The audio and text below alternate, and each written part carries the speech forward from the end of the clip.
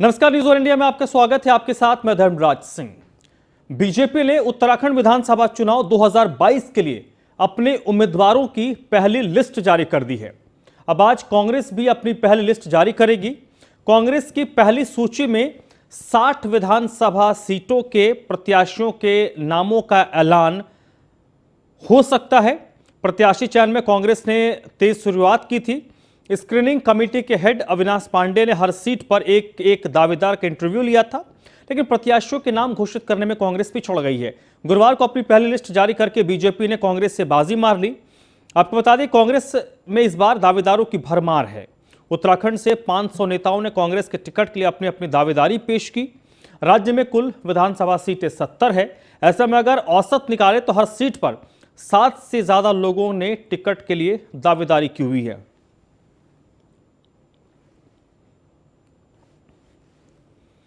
देखिए, जो ये 59 आए हैं, आपको लगता है कि इसमें से अधिकांश लोग जीतेंगे?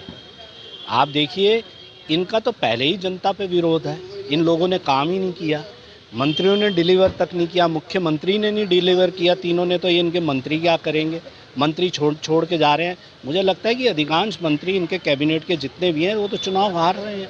इनके 59 आए हैं। अगर इनकी पार्टी में सब कुछ ठीक होता है, जो जिन्होंने नारा दिया 60 पार, तुम 70 ले आते, 60 तुम 60 टिकट तो नहीं कर पाए, 60 पार टिकट नहीं कर पाए, तो इनके यहाँ अंदर इतना युद्ध है कि ये कैंडिडेट नहीं अपने हिसाब से तय कर पाए कि हाँ ये चुनाव जीत सकते थे। अभी तो काफ़ी लड़ाई होनी बाकी है।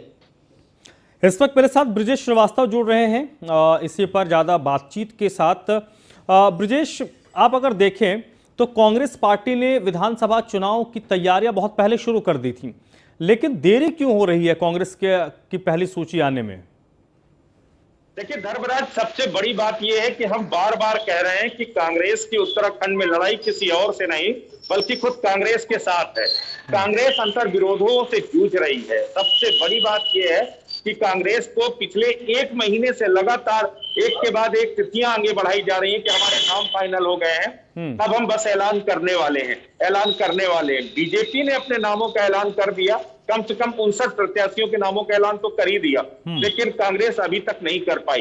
कांग्रेस आज अपनी कोई सूची जारी कर सकती है, इस बात की संभावना है कि शायद 70 की 70 सीटों पर प्रत्याशियों के नामों का कांग्रेस ऐलान कर दे, लेकिन अभी भी उसको लेकर के तस्वीर बिल्कुल साफ नहीं है।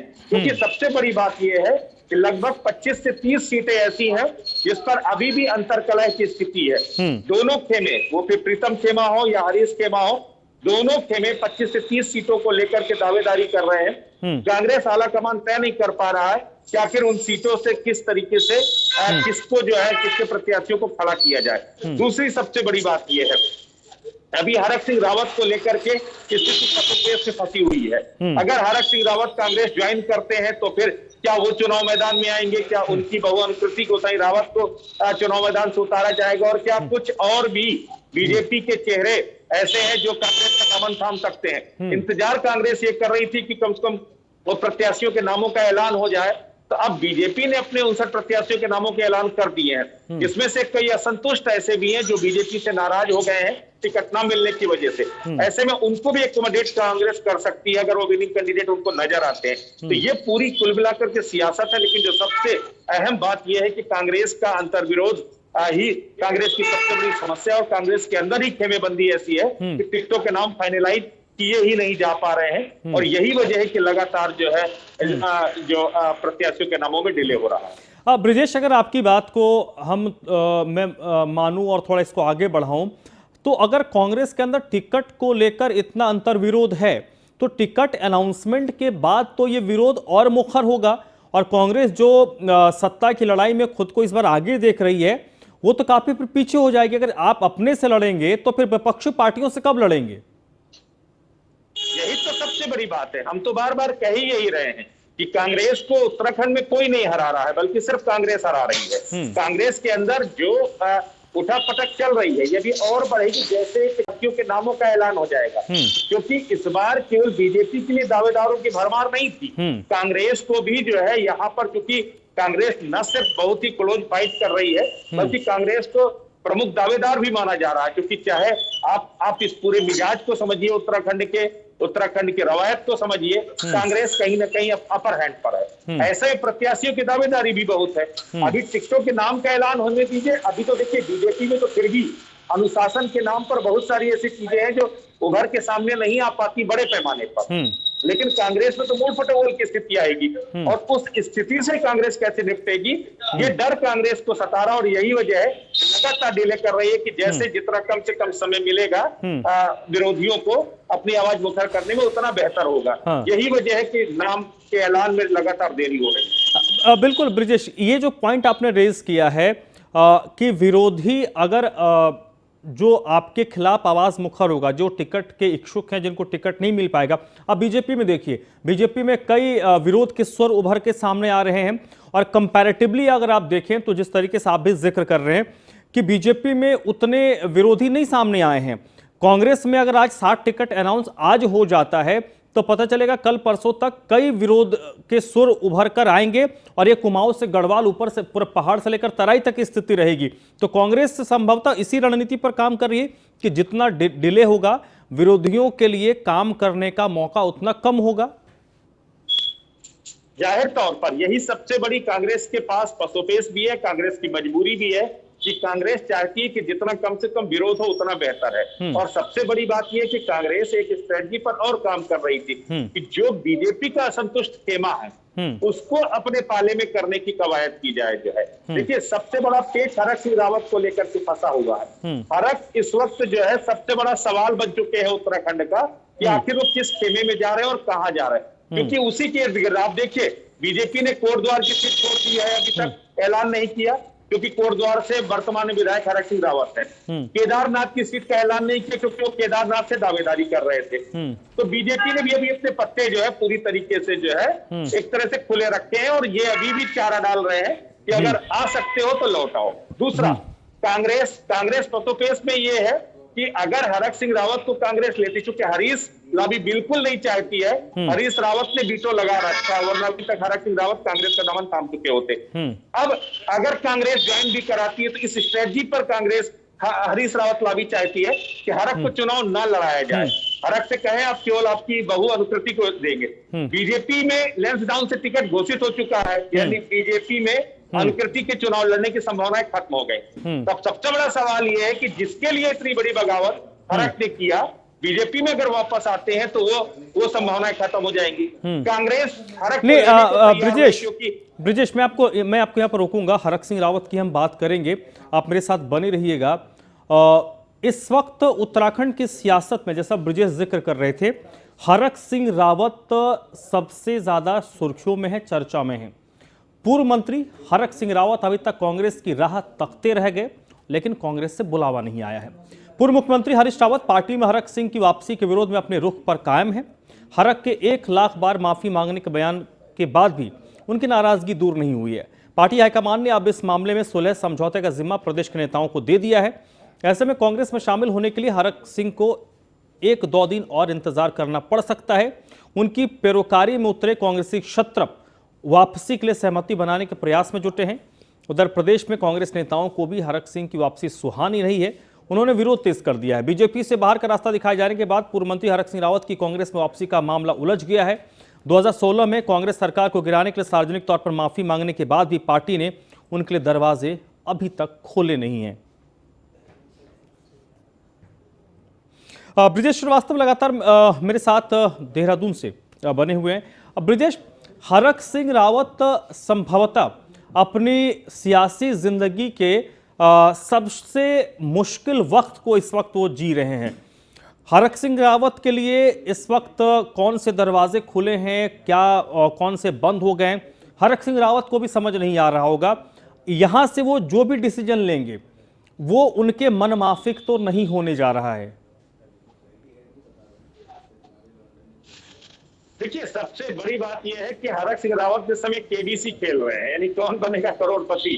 अब सबसे बड़ा सवाल उत्तराखंड में बन चुका है कि आखिर हरक जाएंगे कहां, किसके साथ है, कांग्रेस जाएंगे या बीजेपी वापस आएंगे, ये सबसे बड़ा सवाल बन गया है। अब बीजेपी वाले भी दबी जुबान ये कहने लगे, नरेश बंसल से बात हो रही थी कुछ देर पहले, उन्होंने कहा सियासत में संभव खत्म नहीं होती। अब इसके मायने क्या निकाले जाए। दूसरी सबसे बड़ी बात यह है कि हरीश रावत लॉबी से जब आप बात करो, हरीश रावत कहते हैं मैंने तो कुछ कहा ही नहीं, पार्टी आलाकमान तय करेगा। सवाल यह है कि अगर पार्टी आलाकमान को तय करना होता तो 5 दिन पहले हरीश सिंह रावत कांग्रेस ज्वाइन कर चुके होते हैं। उनके हाथों से परसी हुई थाली हरीश रावत ने छीन ली है। हरीश रावत कह रहे हैं कि नहीं, आपको जो है अंदर एंट्री नहीं, क्योंकि आपने 2016 में दगा दिया था। अब सबसे बड़ी बात यह है कि 7 सितंबर के खेल में हरक की दुर्गति हो रही है। हरक सिंह रावत ने सपने में नहीं सोचा था कि उनकी स्थिति इतनी खराब हो जाएगी। बीजेपी का एक कदम उन्हें किस तरीके से उनके सियासी करियर पर सवाल खड़े कर दिए, हाशिए पर ले जाके खड़ा कर दिया। अब न खुदा ही मिला, न विशाले सनम, ना तो बीजेपी के आप रहे और ना ही आप जो है कांग्रेस के हो पा रहे हैं। ये स्थिति है।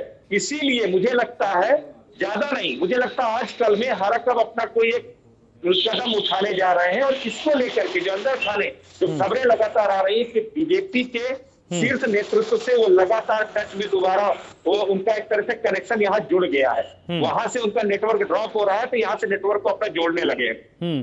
प्रहलाद जोशी और मदन कौशिक से भी उनकी गुपचुप कुछ बातचीत हुई है। अभी बातचीत कितनी सार्थक हो पाएगी, और जब उनको लग रहा है कि जब हरीश रावत से वो 1 लाख बार माफी मांगने को तैयार है, तो अगर एक बार वो बीजेपी से माफी मांग लेंगे तो वापस आने में कोई बुराई नहीं। माफियों ने दोनों जगह मारना है, दोनों जगह जलालत उनके लिए है, क्योंकि अगर बीजेपी में भी आते हैं तो भी जलालत झेलना पड़ेगा और कांग्रेस में जाएंगे तो भी जलालत झेलना पड़ेगा। लेकिन कम से कम बीजेपी खुद के लिए टिकट ले पाएंगे, लेकिन अनुकृति के रास्ते बंद हो जाएंगे। ये एक पसोपेश है। ऐसे मुझे लगता है आजकल में तस्वीर साफ हो जानी चाहिए और कांग्रेस भी इसी को लेकर वेट एंड वॉच की स्थिति में है। अगर हरक कांग्रेस के अंदर आते हैं तो कई समीकरण बदलेंगे, कई सीटों को लेकर के कांग्रेस को पुनर्विचार करना होगा। ऐसे में इस बात की संभावनाओं को देखते हुए कांग्रेस अभी वेट एंड वॉच की स्थिति में है कि हरक का फाइनल हो फिर टिकट का फाइनल होगा। चलिए ब्रिजेश, बहुत बहुत शुक्रिया आपका इस पूरी बातचीत के लिए। टिकट बंटवारे के बाद उपजे असंतोष के कारण कई बीजेपी नेताओं ने पार्टी से बगावत कर दी है और निर्दलीय चुनाव लड़ने का ऐलान किया है। बीजेपी के राज्यसभा सांसद नरेश बंसल का कहना है कि पार्टी में सब अनुशासित सिपाही हैं और कहीं कोई बगावत नहीं है। पार्टी में कार्यकर्ताओं के बीच महत्वाकांक्षा होना जरूरी है, लेकिन सभी को खुश नहीं किया जा सकता है।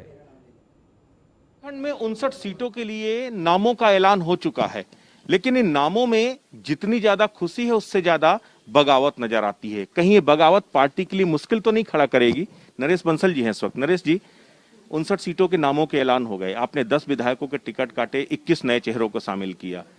कई जगह से बगावत की बात आ रही है। आप ही के कार्यकर्ता अब निर्दलीय चुनाव लड़ने के लिए या दूसरी पार्टी से चुनाव लड़ने के लिए जा रहे हैं, कहीं बगावत भारी तो नहीं पड़ी? दूसरी पार्टी से नहीं लड़ेगा, कोई निर्दलीय नहीं लड़ेगा। भारतीय जनता पार्टी का कार्यकर्ता अनुशासित है, कहीं कोई बगावत नहीं है। सबको मालूम है कि टिकट के दावेदार 10 होते हैं, टिकट एक को मिलता है, लेकिन बाकी सबका भी संगठन में उपयोग किया जाता है, वो भी सब उपयोगी है। इसलिए भारतीय जनता पार्टी का कार्यकर्ता राष्ट्र के लिए काम करता है, समर्पण के लिए काम करता है। वो केवल महत्वाकांक्षा के लिए नहीं करता, महत्वाकांक्षी भी होता है पर केवल महत्वाकांक्षी नहीं होता। अच्छा, सबसे बड़ी बात ये आपने कहा महत्वाकांक्षी नहीं होता, यानी कि जो महत्वाकांक्षा जिनमें ज्यादा है उन पार्टी में उनके लिए कोई जगह नहीं। मैंने ये नहीं कहा, आप शब्दों को तोड़िए मत। मैंने कहा महत्वाकांक्षी भी होता है, राजनीति में महत्वाकांक्षा होनी चाहिए, लेकिन केवल महत्वाकांक्षी नहीं होता। ये भारतीय जनता पार्टी के कार्यकर्ता की विशेषता है। अच्छा, सबसे बड़ी बात है कोटद्वार सीट पर ऐलान नहीं हुआ, केदारनाथ सीट पर ऐलान नहीं हुआ, क्या अभी कोई इंतजार है क्या किसी का? जब 11 सीटें अभी बाकी हैं तो उन 11 पर ऐलान होगा, अभी 1-2 दिन इंतजार करिए। अच्छा नरेश जी, सीधे तौर पर सवाल, हरक सिंह रावत को लेकर के चर्चाएं हैं कि क्या वो पार्टी में एक बार फिर वापस आ सकते हैं, पार्टी उन्हें वापस ले सकती है, क्या इस तरह की चर्चाओं को कोई जो है मतलब इस पर कुछ जोर है, कुछ बल दे रहा है? राजनीति में चर्चाएं चलती रहती है, जब अंतिम परिणाम आता है तब पता लगता है। तो क्या अगर पार्टी में वापस आते हैं तो स्वागत करेंगे आप? अभी काल्पनिक प्रश्न है। बिल्कुल, तो नरेश बंसल जी हैं जो सीधे तौर पर कुछ नहीं कह रहे हैं, लेकिन जाहिर तौर पर जिस बगावत के खिलाफ बात कर रहे हैं कि कोई बगावत नहीं है, तो कहीं ना कहीं लगभग 1 दर्जन ऐसी सीटें हैं जिसको लेकर के अब पार्टी के अंदर चिंता खड़ी होने लगी, क्योंकि बगावत न सिर्फ तेज हो रही है बल्कि और ज्यादा जो है मजबूत होती चली जा रही है। यही वजह है कि अब पार्टी इस पर कुछ कहने को तैयार दिखाई नहीं देती। वीडियो जर्नलिस्ट बड़ोला के साथ ब्रजेश श्रीवास्तव, न्यूज़ 1 इंडिया, देहरादून। उत्तराखंड विधानसभा चुनाव 2022 के लिए बीजेपी प्रत्याशियों की पहली लिस्ट जारी हो गई है। बीजेपी ने पहली लिस्ट में 59 उम्मीदवारों के नाम घोषित किए हैं। इनमें 6 सीटों पर महिला उम्मीदवारों को टिकट दिया गया है। मुख्यमंत्री पुष्कर सिंह धामी खटीमा से चुनाव लड़ेंगे। बीजेपी के प्रदेश अध्यक्ष मदन कौशिक हरिद्वार से प्रत्याशी होंगे। उत्तराखंड में बीजेपी ने 70 में से 59 सीटों पर प्रत्याशियों के नाम घोषित कर दिए हैं। इनमें से 6 सीटों पर महिला उम्मीदवारों को टिकट दिया गया है। राज्य भर में 11 सीटें ऐसी हैं जहां पर बीजेपी प्रत्याशियों के नाम तय नहीं कर पाई है। ये अधिकतर सीटें वो हैं जहां पर बीजेपी के विधायक हैं और खराब परफॉर्मेंस के कारण पार्टी इन सीटों पर उम्मीदवार बदलना चाहती है। उम्मीद की जा रही है कि जल्द ही बीजेपी की दूसरी सूची पर भी अंतिम मोहर लग जाएगी। राज्य की जिन 59 सीटों पर टिकट तय कर नाम घोषित किए गए हैं, उनमें पुष्कर सिंह धामी को खटीमा, मदन कौशिक को हरिद्वार, धन सिंह रावत को श्रीनगर गढ़वाल, सतपाल महाराज को चौबट्टा खाल, सुबोध उनियाल को नरेंद्र नगर, विश्वंत सिंह चौफाल को डीडी हाट से टिकट दिया गया है और रेखा आर्य को सोमेश्वर, बंशीधर भगत को कालाडूंगी, गणेश जोशी को मसूरी, स्वामी यतीश्वरानंद को हरिद्वार ग्रामीण, अरविंद पांडे को गदरपुर से टिकट दिया गया है। मुन्ना सिंह चौहान को विकास नगर, भरत चौधरी को रुद्रप्रयाग, विनोद कंडारी को देवप्रयाग, राजेश शुक्ला को किच्छा, महेश जीना को सल्ट, महेंद्र भट्ट को बद्रीनाथ सीट पर उम्मीदवार बनाया गया है। कांग्रेस छोड़कर बीजेपी में शामिल हुई सरिता आर्य को पार्टी ने नैनीताल से टिकट दिया है। सुरेश राठौर को हरिद्वार की ज्वालापुर सीट से टिकट मिला है और उमेश काऊ देहरादून की रायपुर सीट से चुनाव लड़ेंगे।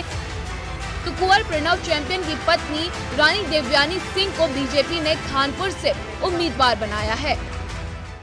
उत्तराखंड के यशस्वी मुख्यमंत्री, ऊर्जावान और युवा नेतृत्व देने वाले, उत्तराखंड में लगातार उत्तराखंड के विकास की चिंता करने वाले, विकास करने वाले ऐसे श्री पुष्कर सिंह धामी जी, वह खटीमा से चुनाव लड़ेंगे। केंद्रीय चुनाव समिति ने उनके नाम पे मोहर लगाई है। मदन कौशिक जी, वह हरिद्वार से विधानसभा का चुनाव लड़ेंगे।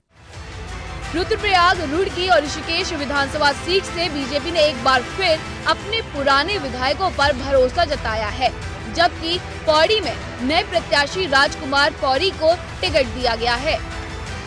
टिकट मिलने के साथ ही सभी प्रत्याशी चुनाव प्रचार में जुट गए हैं। उनके समर्थकों में जबरदस्त उत्साह देखने को मिल रहा है। तो मैं अपने हाईकमान का बहुत धन्यवाद कर रहा हूँ, अपने नेतृत्व का बहुत धन्यवाद कर रहा हूँ, प्रदेश नेतृत्व का और राष्ट्रीय नेतृत्व का, जिन्होंने मेरे पास चौथी बार इस ऋषिकेश विधानसभा क्षेत्र से विधायक बनने के लिए अपना प्रत्याशी घोषित किया है। और सभी से अपील कर रहा हूँ कि जिस प्रकार से भारतीय जनता पार्टी ने नारा दिया है 60 बार, सब लोग लगे ताकि भारतीय जनता पार्टी की सरकार फिर से हमारे प्रदेश में आए।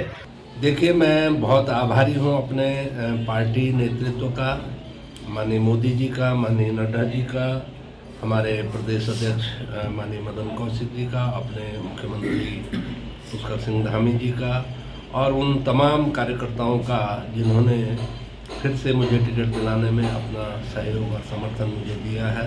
मैं सबसे पहले पार्टी के पदाधिकारियों का धन्यवाद करना चाहूँगा, शीर्ष नेतृत्व का धन्यवाद करना चाहूँगा, संगठन का धन्यवाद करना चाहूँगा जिन्होंने मुझ पर विश्वास जताया और पुणे मुझे रुड़की से चुनाव लड़ने का मौका दिया। सर्वप्रथम अपने जो हमारा प्रदेश नेतृत्व और राष्ट्रीय नेतृत्व है, उसका दिल की गहराई से आभार व्यक्त करता हूँ कि उन्होंने मुझ जैसे कार्यकर्ता पर अपना भरोसा जताया है।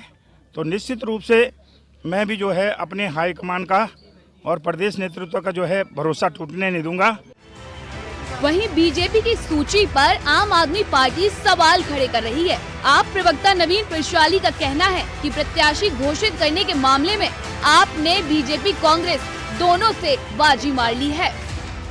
भारतीय जनता पार्टी और कांग्रेस अब अपने प्रत्याशियों की सूची जारी कर रहे हैं। आम आदमी पार्टी की अगर बात करें तो आम आदमी पार्टी वो पार्टी है जिसने सबसे पहले अपने मुख्यमंत्री प्रत्याशी की घोषणा की, अपने मुख्यमंत्री के चेहरे को उतारा, उसके बाद वह मुख्यमंत्री का चेहरा कहां से चुनाव लड़ेगा उसको डिसाइड किया और अपने प्रत्याशियों की सूची जब हम अंतिम सूची निकालने जा रहे हैं, भारतीय जनता पार्टी कांग्रेस की कुछ लोगों की पहली सूची जारी हो रही है। इस तरह के दागी बागी लोग अपने विधानसभा क्षेत्रों से उतारे गए हैं। निश्चित तौर पर हम कह सकते हैं कि कार्यकर्ताओं का जिस तरह से गला घोटा गया है और 10 सिटिंग विधायकों का टिकट कटने का मतलब है कि भाजपा ने इस बात पर मोहर लगा दी कि 5 साल तक उसने उत्तराखंड के अंदर विधानसभाओं में निष्क्रिय, निठल्ले और अकर्मण्य भाजपा के विधायक देने का काम किया था। तमाम कयासों के बीच आखिरकार भारतीय जनता पार्टी ने चुनाव के लिए अपने 59 प्रत्याशियों के नामों का ऐलान कर दिया। मुख्यमंत्री से लेकर सभी मंत्रियों को उन्हीं की पुरानी सीटों पर ही रिपीट किया गया है, लेकिन इसके साथ ही 10 विधायकों के टिकट भी काटे गए हैं। और सबसे बड़ी बात यह है कि त्रिवेंद्र सिंह रावत के चुनाव लड़ने से मना करने के बाद डोईवाला सीट पर अभी तक किसी प्रत्याशी के नाम का ऐलान नहीं हुआ। पार्टी से निकाले जाने के बाद हरक सिंह की सीट कोटद्वार से भी किसी प्रत्याशी के नाम का ऐलान नहीं हुआ है। इसके साथ ही प्रणव चैंपियन को भी अभी टिकट नहीं दिया गया है। हाँ, उनकी पत्नी को उनकी खानपुर की विधानसभा से प्रत्याशी बनाया गया है। जिस तरीके से प्रत्याशियों को रिपीट किया है, ये फार्मूला कितना कामयाब होता है। वीडियो जर्नलिस्ट राजन बड़ोला के साथ ब्रजेश श्रीवास्तव, न्यूज 1 इंडिया, देहरादून। आम आदमी पार्टी के डिजिटल नव परिवर्तन संवाद का दूसरा फेज शुरू हो चुका है। कर्नल अजय कोठियाल पहली बार जो युवा वोटर्स बने हैं उनके साथ इस सेकंड फेज में संवाद करेंगे। नए वोटरों को अलग से कर्नल अजय कोठियाल जो आम आदमी पार्टी के मुख्यमंत्री पद के चेहरे हैं, उम्मीदवार हैं, वो नए वोटर्स को साधने की कोशिश करेंगे। कोठियाल 7 दिनों तक इस डिजिटल नव परिवर्तन संवाद के जरिए पहली बार वोट डालने जा रहे युवा वोटरों के साथ वो जुड़ेंगे। 21 से 27 जनवरी तक ये डिजिटल नव परिवर्तन संवाद शुरू हुआ है। आम आदमी पार्टी को इस नव परिवर्तन संवाद को काफ़ी समर्थन मिल रहा है और इससे आम आदमी पार्टी काफ़ी उत्साहित भी नजर आ रही है, क्योंकि बड़ी संख्या में लोग इस संवाद के साथ जुड़ रहे हैं।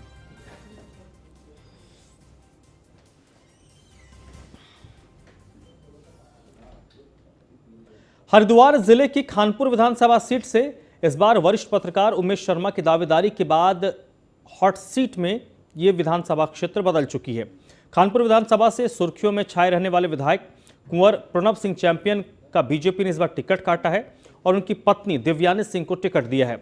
मगर विधानसभा क्षेत्र में ग्रामीणों की माने तो जनता उनकी पत्नी के चेहरे को भी नकार रही है। अब जनता के सामने उमेश कुमार शर्मा का एक बेहतर विकल्प माना जा रहा है। खानपुर के दर्जनों गांव के लोग खुलकर उमेश शर्मा के समर्थन में आ गए हैं।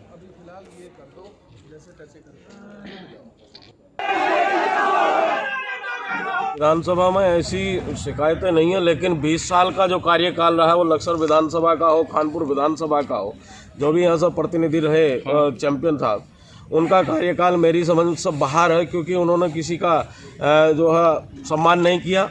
एक तो सम्मान की बात आती है, विकास की बात आती है, विकास नहीं किया, कोई विकास नहीं, मेरी समझ से बाहर है सब कुछ। अब की बार ऐसा विकल्प हम लोगों ने चुना है कि जैसे उमेश कुमार आए हैं, इन्होंने विधानसभा चुनाव लड़ने से पहले ही लगभग जितना एक निधि में विधायक लोग कार्यकाल में अपना पैसा लगाते हैं निधि का, उससे ज़्यादा इन्होंने अपनी जेब से खर्च करके समाज को एक अच्छा संदेश दिया है।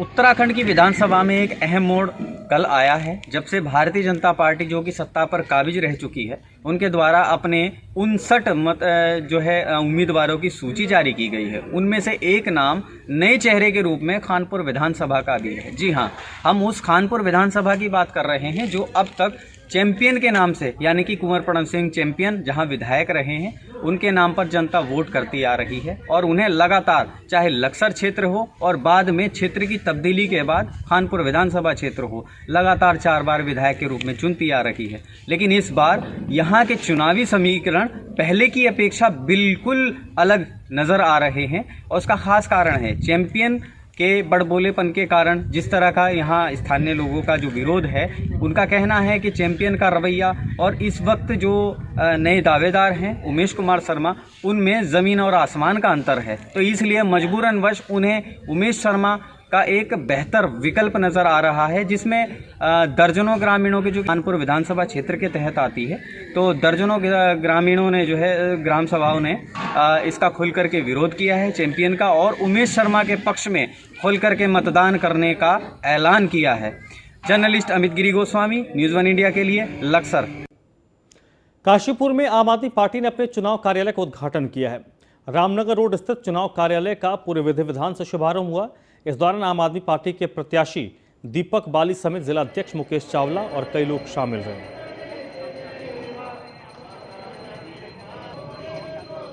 पहले से चल रही है जनता के बीच में जाना।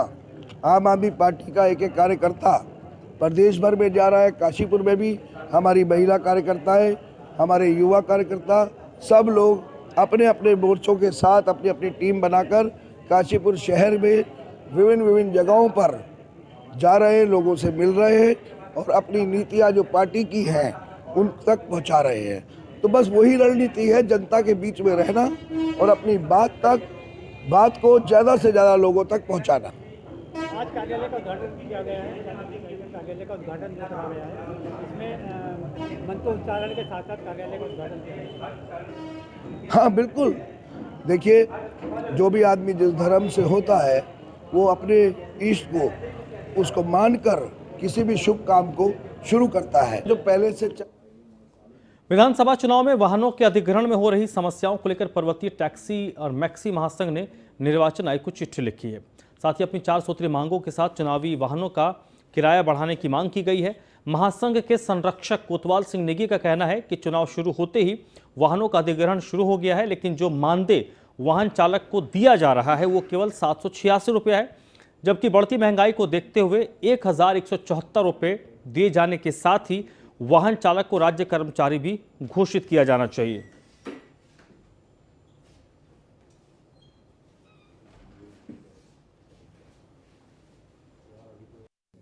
मौलिक हमारी मुख्य मांग ये है कि जब भी शासन हमारी गाड़ियों का अधिग्रहण कर रहा है 2022 चुनाव के लिए, तो हमारी मुख्य मांग है कि जो हमारे आज मानदेय मिल रहा प्रतिदिन गाड़ी का वह 786 रुपये, जो कि आज की महंगाई में बहुत कम है। हमारी 4-5 मांग ये हैं आयु से कि 1174 रुपये कोविड काल में गाड़ियों में मिला था, उतने पैसे हमें दी जाए। साथ ही जो गाड़ी हमारे चुनाव में जारी है उस चालक को राज्य कर्मचारी घोषित किया जाए। साथ ही उसको जो दैनिक भत्ता मिलता था कर्मचारी को उतना मेरे गाड़ी वाले को मिला जाए। हमारी चौथी मांग है सर कि जब भी प्रशासन वाहन को अधिग्रहण करता है तो उसमें कहीं पैसे के बारे में कोई बात नहीं करती, तुम्हें कितने पैसे पर डे मिलेगा। जो पदाधिकारीगण हैं उन्होंने ज्ञापन प्रस्तुत किया है। ज्ञापन को उन्होंने जो मुख्य निर्वाचन अधिकारी हैं राज्य सरकार मतलब उत्तराखंड के उनको संबोधित किया है। ज्ञापन में उन्होंने प्रमुख मांग ये रखा है कि उनका जो टैक्सी होता है या मैक्सी होती है, जो कैब्स होती हैं, उसको जो है अधिग्रहण करते समय जो धनराशि उनको भुगतान होती है, धनराशि काफ़ी कम है, उसको बढ़ाने का उन्होंने अनुरोध किया है। साथ में उन्होंने ये भी आग्रह किया है कि हमारा जो टैक्सीज होता है वो टैक्सी को जो है अन्य जनपदों में अधिग्रहण ना किया जाए या कार्य में ना लगाया जाए, जिससे उनको दिक्कत का सामना करना पड़ता है। तो उसके संबंध में ज्ञापन को अभी मुख्य निर्वाचन अधिकारी महोदय को प्रेषित किया जाए। टिहरी के घनसाली विधानसभा में चुनाव से पहले ग्रामीणों की नाराजगी देखने को मिल रही है। ग्रामीणों का कहना है कि डबल इंजन सरकार ने समण गांव तक सड़क तो बनाई है, लेकिन वाहनों की आवाजाही के लिए पुल बनाना सरकार भूल गई है। पुल के बगैर सड़क के एक छोर से दूसरे छोर तक जाने में परेशानी होती है, जिसके लिए गांव के लोगों ने पुल नहीं तो वोट नहीं की बात कही है। 2015 में समण गांव के लिए सड़क निर्माण की स्वीकृति मिली थी, जिसके बाद 2018 तक काम किया गया और उसके बाद से ही काम बंद है।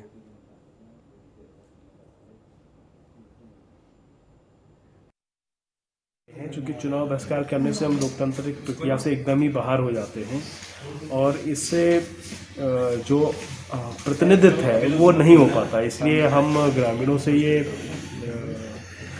प्रार्थना करते हैं, उनसे रिक्वेस्ट करते हैं कि लोकतंत्र में सहभागिता के लिए और अपनी मांगों को मनवाने के लिए भी इसमें पूर्ण सहभागिता करें। जो उनकी डिमांड है, आप जानते हैं कि उसमें लगभग सारा काम हो चुका है। अब केवल निर्माण कार्य की देर है। आचार संहिता हटने के बाद समझते काम शुरू हो जाएगा। ये समझिए कि ये हमारा जो ये रोड लोगों की ज़मीन जो अपना काश्त करते थे वो भी कब के काट दिए। फिर मोदी साहब कहते हैं फौजी। मेरे ग्राम सभा से 30-35 फौजी हैं और तीनों सेनाओं में कार्यरत हैं। और आज अगर इमरजेंसी हो सकता है, भगवान न करे कोई छुट्टी आ रखा है और कोई सीमा पर अगर कोई ऐसा समस्या आती है तो वो बेचारा तो वैसे भी उसकी नौकरी चली जाएगी।